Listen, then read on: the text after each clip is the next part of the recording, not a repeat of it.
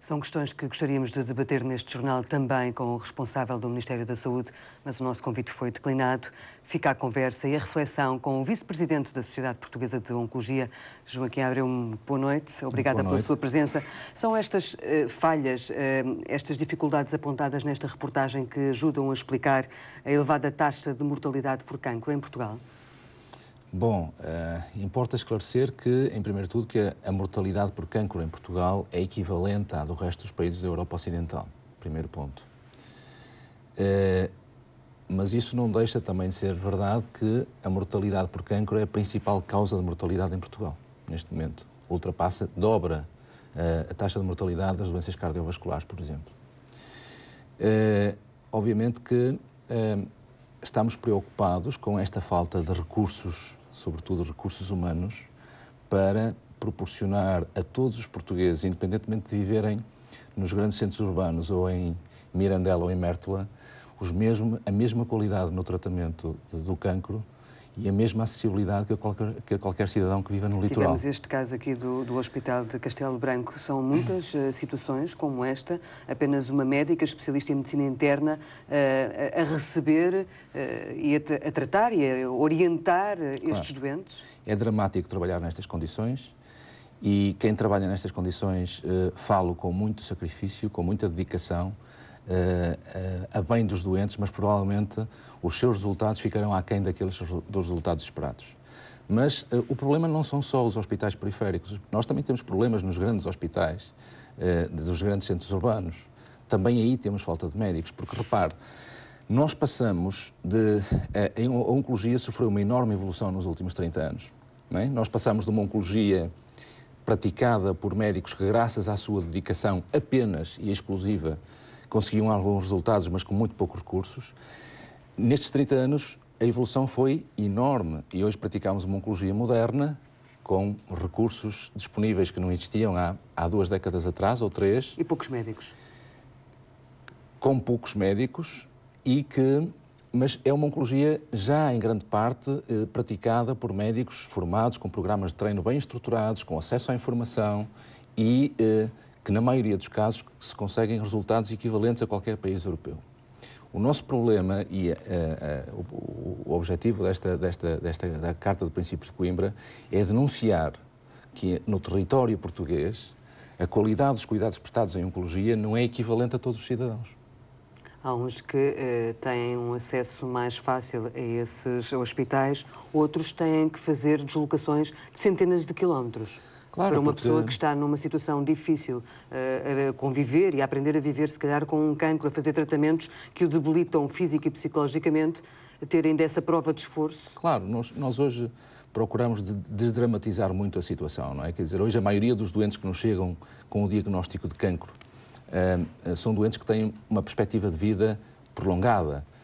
A maioria dos doentes com cancro hoje em dia em Portugal curam-se. É preciso dizer que a sobrevivência de facto é cada vez maior. E os que não se curam, nós conseguimos, numa grande percentagem de casos, converter essas doenças em doenças crónicas. O problema é que estes doentes consomem muitíssimos recursos. Estes doentes precisam da intervenção coordenada de múltiplas especialidades, como qualquer doença complexa, como é o cancro. O cancro não é tratado só pelo cirurgião, nem é tratado só pelo oncologista, nem pelo radioterapeuta. É preciso a intervenção coordenada, sequencial de todas estas especialidades. Não há um tratamento eficaz se não houver um diagnóstico preciso. Foi o exemplo que nós vimos na reportagem do Hospital Garcia de Horta? Claro. É aquele exemplo das equipas multidisciplinares que trocam informações? A multidisciplinaridade é fundamental, porque numa doença complexa como esta, muitas vezes, repara, a maioria de um tumor sólido normal, um tumor da mama, um tumor do cólon, requer a intervenção de múltiplas especialidades, da cirurgia, da radioterapia, da oncologia. Muitas vezes o timing e a sequência dos tratamentos não é igual para todos os doentes. Então, o início do tratamento é fundamental que seja... O processo de decisão, de início, condiciona o resultado final. O que nós assistimos em Portugal é à prática da oncologia por estas multi-especialidades a atuar de forma isolada, a atuar de forma não coordenada. E isto, obviamente... E o tratamento pode não ser, então, o mais correto? Pode não ser, não é o mais correto. Porque se o cirurgião opera sem antes ter ouvido a opinião do oncologista e do radioterapeuta, sem antes ter definido a estratégia terapêutica mais adequada para este doente, obviamente o resultado final vai ser, não vai ser ótimo. E há tempo para esta troca de informações, para os médicos se reunirem e tratarem caso a caso? Repare, tem que haver tempo. Existem múltiplas alternativas. De facto, por exemplo, em hospitais como o meu, que sou do IPO Porto, todos os doentes são discutidos, todas as decisões terapêuticas são discutidas numa base multidisciplinar. Há pouco tempo tivemos a visita de um colega canadiano que trabalhava numa instituição com um volume de doentes semelhante à nossa, que me disse que não tinha condições para fazer reuniões multidisciplinares para todos os doentes. Então, há alternativas a isto. A maior parte das situações podem estar escritas normas de atuação terapêutica que guiem o tratamento e que, obviamente, as pessoas só tenham que parar a discutir os casos complexos. Ou seja, há muitas soluções para combater o problema. Agora, esta multidisciplinaridade não pode ser obviada no tratamento do cancro no século XXI. O nosso Sistema Nacional de Saúde está preparado para essa informação, essa troca de informação, essas equipas multidisciplinares? Nós temos muitíssimos recursos, temos de facto falta de profissionais, mas o nosso grande problema continua a ser um problema básico estrutural, que é organizativo. Nós temos que nos organizar melhor. Os grandes centros que praticam oncologia em Portugal têm que coordenar o tratamento do cancro, têm que ter centros afiliados, os processos de comunicação entre as instituições dos grandes centros urbanos e da periferia têm que estar muito bem oleados e muito bem lubrificados. E, portanto, é isso que é preciso fazer. E o que é que esta Carta de Direitos de Coimbra pode fazer por essa multidisciplinariedade? Esta Carta pretende alertar as autoridades e a sociedade em geral para uma série de questões que não estão bem e propõe-se aqui várias medidas, não é? Propõe-se aqui várias medidas. Destaca alguma em especial? Destaco a necessidade de acreditação, a necessidade de obrigar a que qualquer instituição que trate cancro tenha uma equipa multidisciplinar efetiva. Destaco a necessidade de nós passarmos a fazer auditoria, de nós medirmos a qualidade do trabalho, a qualidade assistencial que praticamos. Ou seja, há muitos aspectos de natureza organizativa que é o que falta neste país.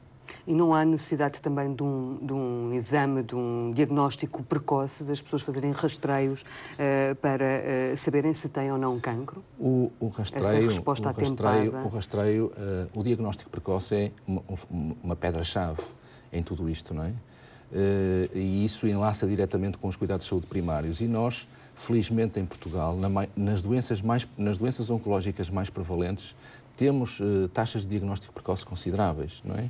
Nós hoje não temos o cenário que eu vivi, por exemplo, no início da minha especialidade, em que era muito frequente depararmos com a grande maioria dos casos como cancros localmente avançados. Hoje em dia há um desvio progressivo no sentido de nós fazermos um diagnóstico cada vez mais precoce, graças também à sensibilização dos cuidados de saúde primários.